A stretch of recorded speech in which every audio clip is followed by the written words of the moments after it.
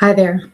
Are you overthinking at night? You can't stop. It's 2 o'clock in the morning, 3 o'clock in the morning, and your brain is turning, turning, turning.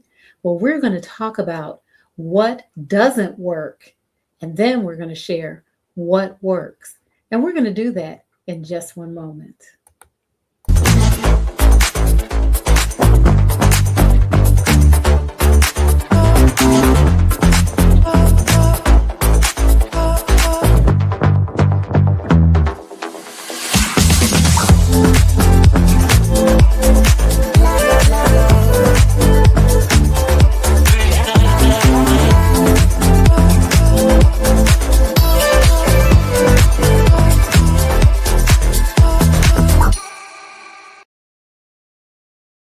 Hi there. This is Stress Talk Live. This is the place where we help women over 40 to live healthier lives through strategic stress management and solution focused self care. Yeah, while we do focus on women, because hey, I am one, what we share is helpful to anybody, any gender. Today, we're going to be talking about overthinking and what helps overthinking. We're going to begin by talking about what doesn't work, and then we're going to get into what works. So, what's the title? The title is Stop Overthinking and Swap Three Common Ideas for Strong Actions. And these actions are things that are going to help you. It's not just thinking, it's action that works. So let's just jump into it because there's a lot that I want to share with you today. So, what are we going to do? What are we talking about first? We're actually talking about what? What doesn't work? Okay. What doesn't work? And you know how I do it. I often have my notes somewhere where I can see them, and they're over here today. They're that way today. So you're going to see me playing like I'm playing tennis, like I'm watching the French Open, doing this, be watching the French Open. Yeah. Anyway, okay, let's talk about what doesn't work first. You know, and I have been guilty of this. Um, I have just told people to just stop thinking about it, right? Just stop thinking. Think about, just do stop, thought stopping, where you tell yourself, I'm not going to think about it. Well, yeah, that sounds good. The thing is, it's hard, right? It's hard to stop thinking. And the thing about it is, when you try to tell yourself not to think about it, what do? You think about it, right? Anytime we use the word not or don't, it happens. We can't stop it. If you say don't, you tell a kid, yeah, anybody who has children out there, if they've told their children, don't, don't step on the wet floor. And what happens? The kid steps on the wet floor. Or you tell yourself, as I was starting to say, don't think about it. And what happens? You think about it, right? So just by saying don't do it or to stop doing it, it just doesn't work. It doesn't work that way. So we want to try to avoid saying just stop thinking about it. Um, I'm looking for my notes. Okay, got it. Got my notes. The other part of that is the more you try to suppress a thought, um, the more intrusive it becomes. And when I say intrusive, what I'm saying is that the more you try to suppress it and try to keep it so that you're not thinking about it, the more your brain is going to start working. It works overtime. Because remember, our brain is a problem solver. Our brain will take a scenario or it'll take a situation and it will try to fix it. That's why we ruminate on things, because we're trying to fix it. We're trying to do better the next time we encounter a similar situation. So if we're telling ourselves not to think about it, we're going to think about it more. And if we're trying to suppress it, it's going to become more intrusive. Okay. The other part of just don't think about it, just stop the thought, is that oftentimes when we can't just stop doing it, we feel guilty and we feel like we failed. We feel like we failed ourselves. We feel frustrated. Um, in my case, as a therapist who has said this to clients, they'll come back and say, well, I couldn't do it. And then I have to say to them, oh, it's okay. It's all right, right? But they were feeling frustrated because they couldn't do it and they wanted to do it. So we know that by saying just stop thinking about it, that does not that does not work. Another thing that we often tell people, and I don't do this is not one of my things that I do, but another thing that we tell people is to just think positive thoughts, think happy thoughts. There is value to that. I should say there is value to shifting your focus from something that is intrusive, something that is negative, something that is causing you some type of pain or suffering. There is value to that. However, the thing about shifting our thoughts from intrusive thoughts to happy thoughts or positive thoughts is that it does not stop the stress response. Remember, the stress response is a physical reaction. It's a physical reaction, a physical response to an unspecified stimulus. So it is physical. Thinking doesn't change the physical aspects of the stress response. And so, although you might change your thoughts, you're still having that physical reaction. One of the examples that I could give you is imagine that you're having a panic attack and somebody just says to you, have happy thoughts, as if that's going to stop the panic attack. It's not, because panic attacks are physical in nature, it's a physical reaction.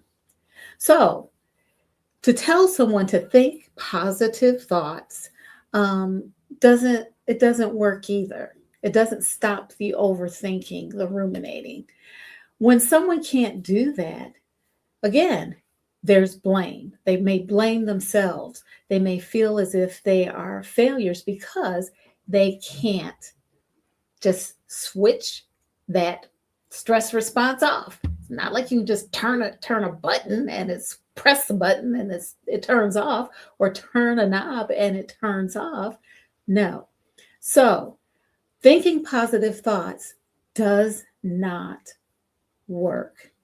And it may lead to more overthinking because you're shifting from ruminating or overthinking whatever your concern is to ruminating and overthinking about your inability to stop overthinking. Yeah, that. So we've talked about thinking positive thoughts does not work, right? Being told to think positive thoughts does not stop overthinking. And we've also talked about the just stop thinking, telling someone to just stop thinking. Don't think about it. That doesn't work. Here's another thing that does not work: trying to distract yourself. Trying to distract yourself. Now, I know.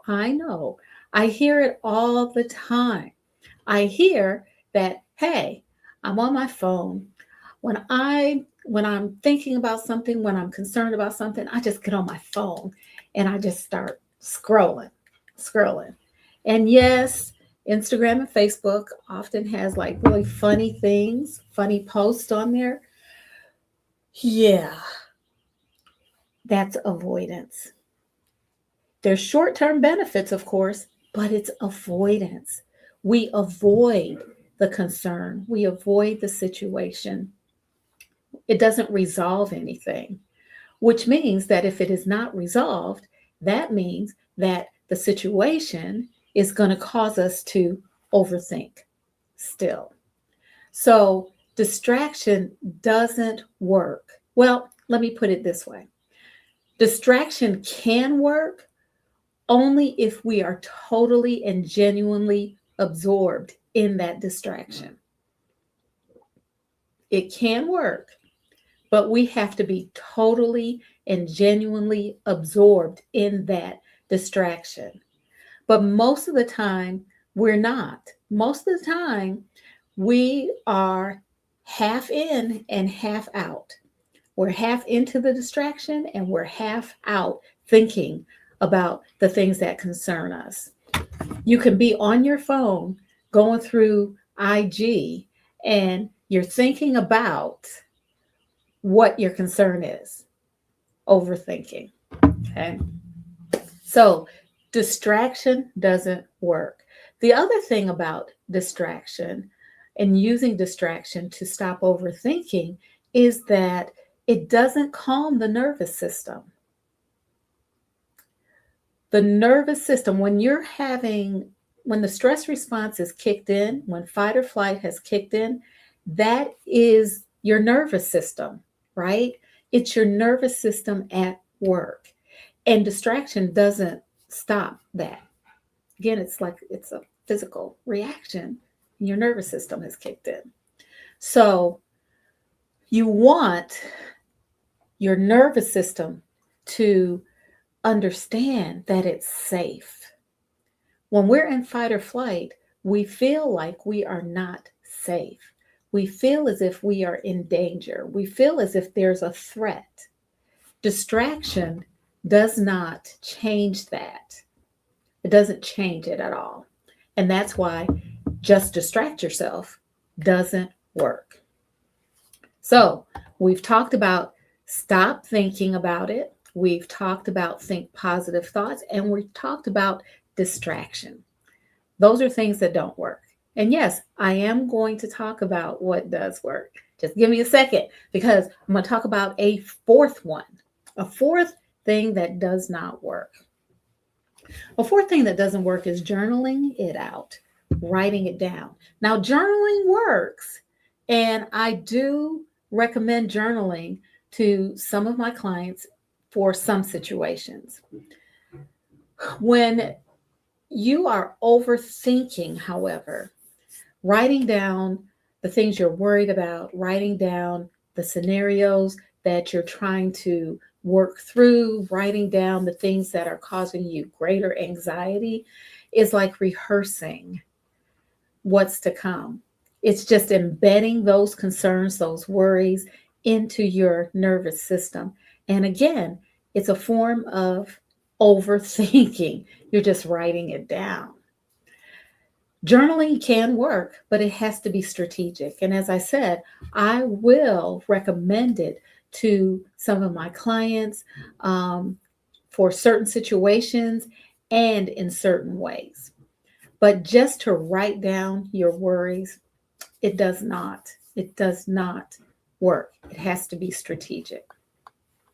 So we've talked about 4 things that we are often told that don't work. They're supposed to work. We'd like for them to work, but they really don't work for us. How come? Because overthinking isn't really the problem. The problem is that it's a nervous system problem. It's a physical problem. When we're overthinking, we are in fight or flight mode, which is the stress response, and that is a physical reaction. And you can't think your way out of a dysregulated nervous system. You can't think your way out of fight or flight because it's a physical response. You have to feel your way out. You have to come back into your body. You have to signal to your nervous system that you are safe. And that is done through physical means because fight or flight, also known as the stress response, which causes overthinking, is a physical reaction to an unspecified stimulus.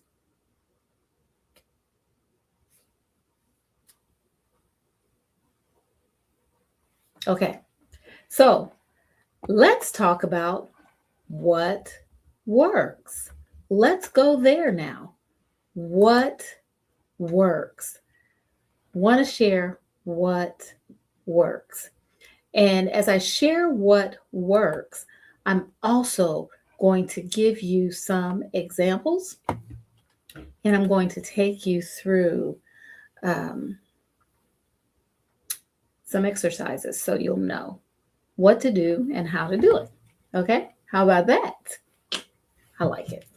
Okay, so I'm going to share with you three techniques, and these techniques actually bring you back to present moment awareness. Now, where have you heard that before? Where? Where have you heard it before? I'll tell you where. I'll tell you where you've heard it. You've heard it from me right here. And when I've talked about present moment awareness, I've talked about it as it relates to mindfulness practice. How about that? And mindfulness, it happens to be the first pillar of a of something that I will be sharing with you. I spent a week last week sharing some things about this project that I've been working on for quite some time. And mindfulness is the first pillar. So when we talk about overthinking and what helps, the foundation of this is of these three techniques is taking the awareness pause. Last week, if you follow me on Instagram, you'll know that I talked about the pause last week. If you follow me on Facebook also, you know that I talked about the pause. So I want to share with you because the pause, the awareness pause, the pause is actually the foundation. And basically, what happens when you use this technique is you just notice that you're overthinking, but you notice it without judgment. We often notice things, but then we have an opinion about it. We have an opinion, we have a judgment about it. With this, the pause, you notice that you're overthinking, but you don't judge it. You just notice it.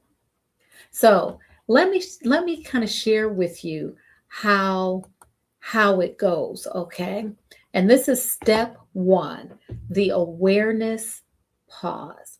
So first of all, you realize, oh, okay, I'm overthinking right now, and my brain is in a loop, and I don't have anything to do. You don't have anything to do, but you just notice it. So some people might say, there it is, there's a spiral, or they'll think, I'm thinking about it again. Once you notice it, then you want to name it, get specific. I'm replaying this conversation, or I'm imagining the worst case scenario. Think about it. Why? Because when you name something, you create a distance from it. It's no longer me, it's something that my brain is doing. Then you locate it in your body. Now, what does that mean exactly when you locate it in your body? What I'm talking about is, where do you feel it? Where are you feeling it in your body? And yes, I'm referring to the stress response when I'm talking about this. You're overthinking, but again, that's connected to the stress response. Where do you feel it?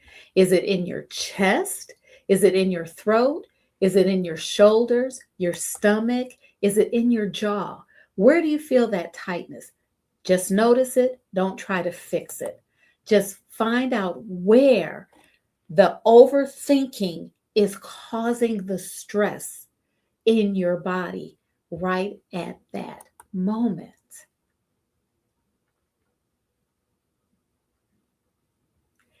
Then I want you to breathe. Once you locate where the stress is in your body, I want you to breathe. Take 3 conscious breaths. You're going to inhale through your nose. You're going to exhale through your mouth. That breath is going to be slow and deliberate, and you're just going to notice it. You're just noticing it. When you do this, you're signaling to your nervous system that I'm paying attention, I'm present, and I'm safe. You're bringing yourself back to the present moment. That is what the awareness pause does. It brings you back to the present moment where you can tell yourself, I'm paying attention, I'm present, and I'm safe. Remember, when you are in the stress, when the stress response has kicked in and you're in fight or flight, you can't think. We don't think clearly. By doing the awareness pause, noticing, naming it, locating it in your body, and then breathing, you are actually taking yourself from the amygdala, which is where the fight or flight originates, to your prefrontal cortex, where you can reason and you can think clearly. Okay, so that is the first one. I need to take a drink of water. Excuse me one moment.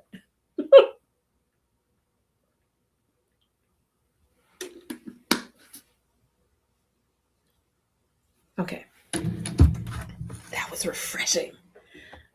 Okay, you're saying I'm present and I'm safe. Okay, so that's the first. What did I say? The awareness pause.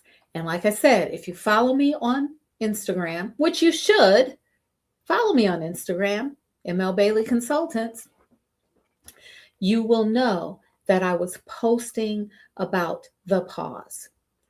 Instagram and Facebook, ML Bailey Consultants, posting about the pause. And here I've demonstrated and I've shared how to do that. The second strategy, technique that works is called the pattern interruption. Now, when we are doing the pattern interruption, it's more somatic, which means the body, right? It has something to do with the body.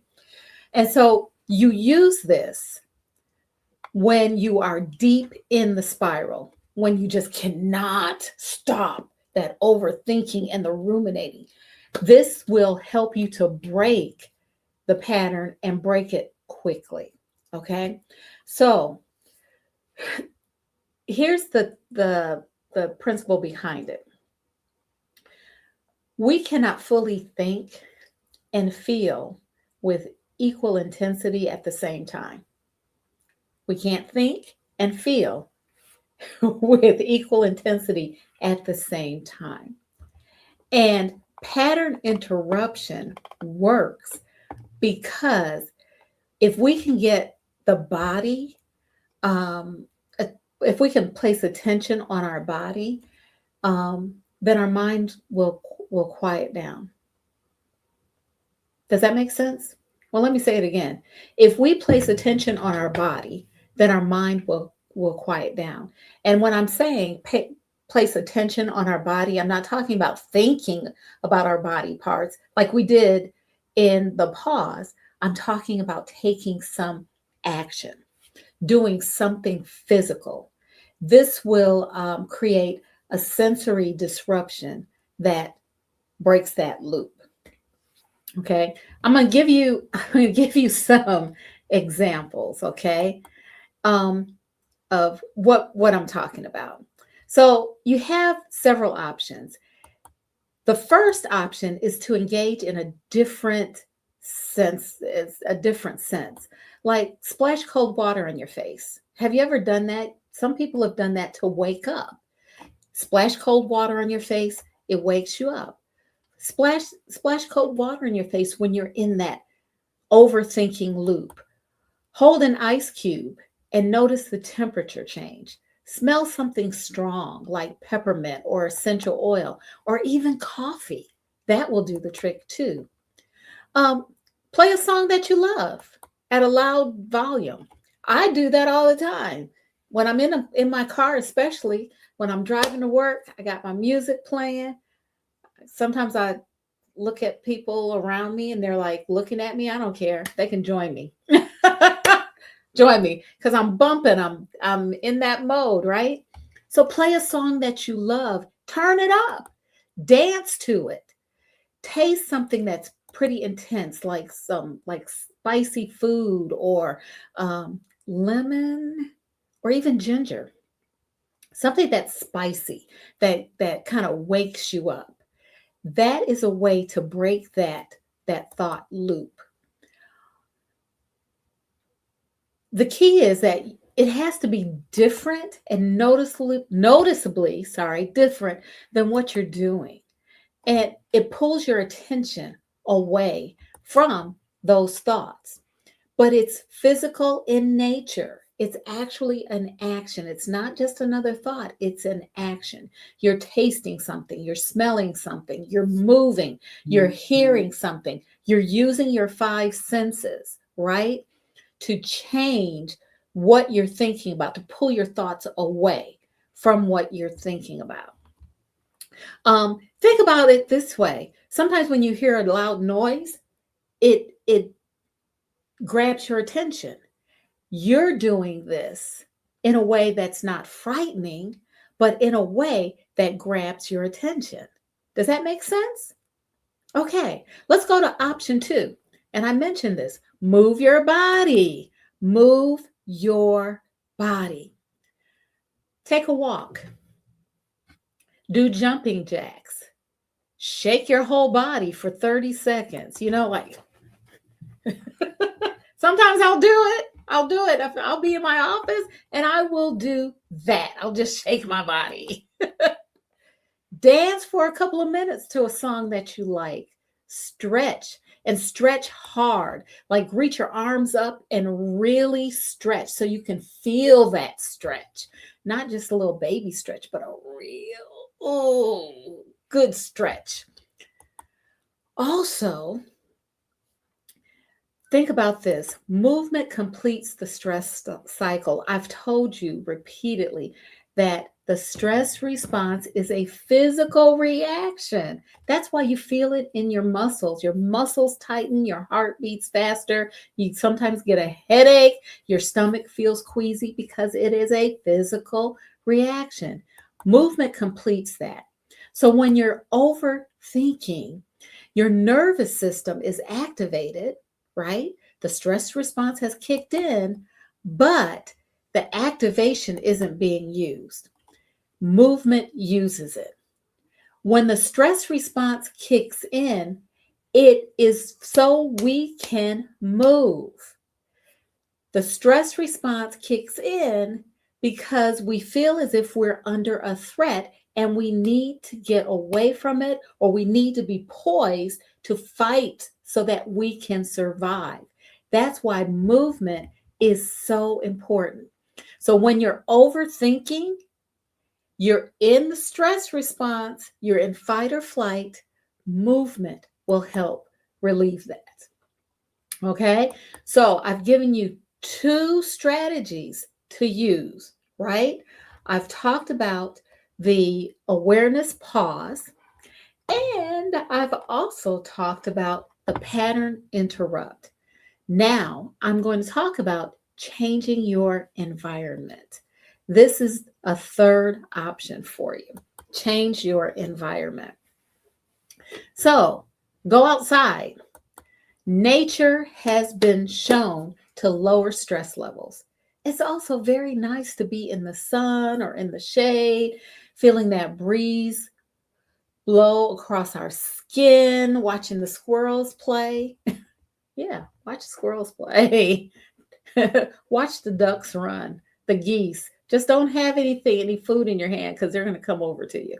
But go outside, change rooms, go to a different room if you're inside. Again, splash cold water on your face, right? Another thing that you can do is stand up if you've been sitting down or if you've been lying down. Stand up.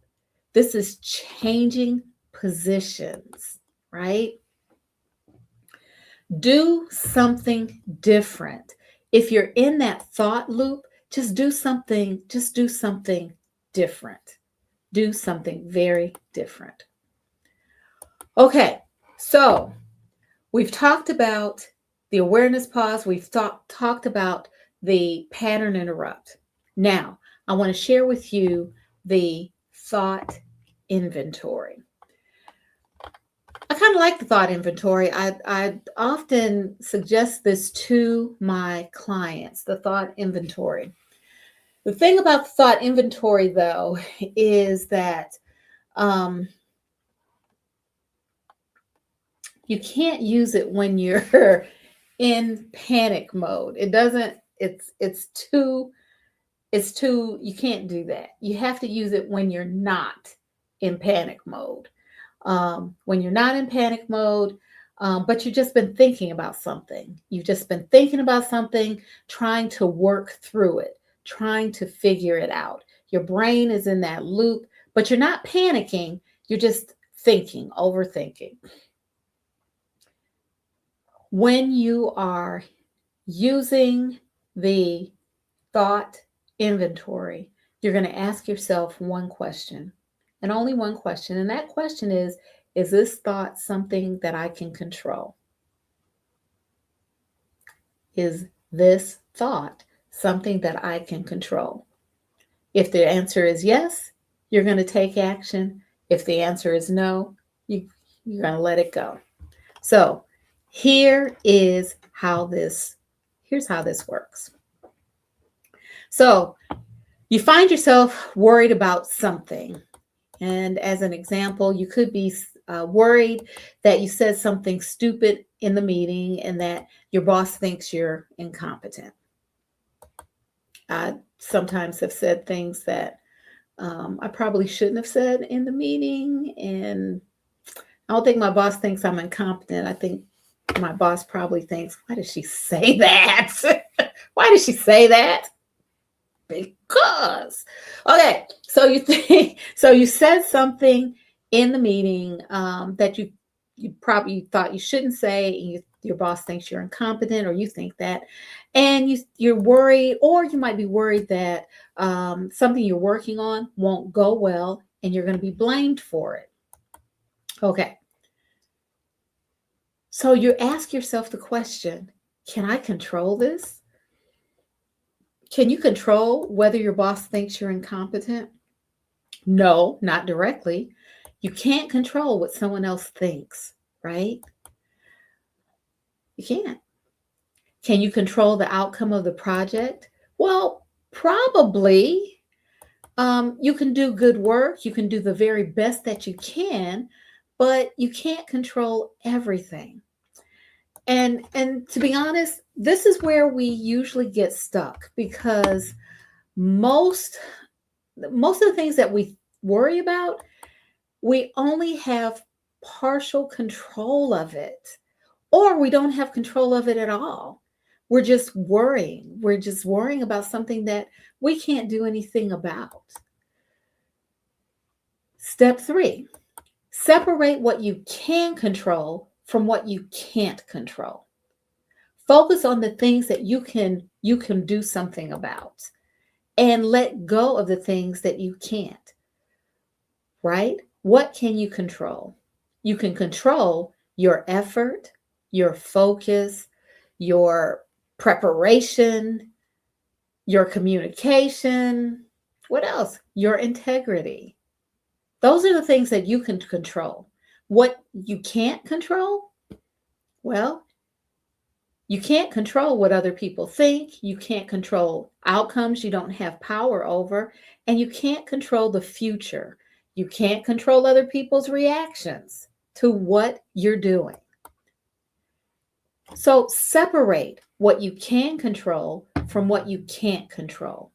And once you do that, then take action on those things that you can control. I mean, if there's something you can do that. Send an email, a follow up email if you need to your boss about what you said. Um, Prepare a little better for the next meeting. Have a conversation about it. Just do that. But you're doing it not to manage the worry or not to get rid of the worry. You're doing it because it's the right action to do. And then if you can't control it, and this is often the hard part, acknowledge that to yourself. I can't control what my boss thinks. I've done my part and I'm letting it go. And this is where a lot of people, and sometimes me, this is where a lot of people struggle because they think that by releasing it, that this means that they don't care. And that's not the case. It doesn't mean that they don't care. It means that you're not using energy, mental energy, spinning on something that you can't change, something that you cannot alter. That's what it means. It does not mean that you don't care, because of course you do. Of course you care. So, we have been talking about stop overthinking, swap 3 common ideas for 3 strong actions. I've talked about three things, I think 4 things that do not work, and I've shared 3 things that do work. The awareness pause, the pattern interrupt, and the thought inventory. I hope you enjoyed what I've shared. Please share this with others you think can use it, you think will benefit from it. Also, follow me because you're going to start noticing some changes as I continue to share and release information about this new thing that I'm doing, that I'm offering, that will be available to you. Well, that's all for now. I'm glad you joined me today. I'm Marcelyn Bailey. As always, take good care.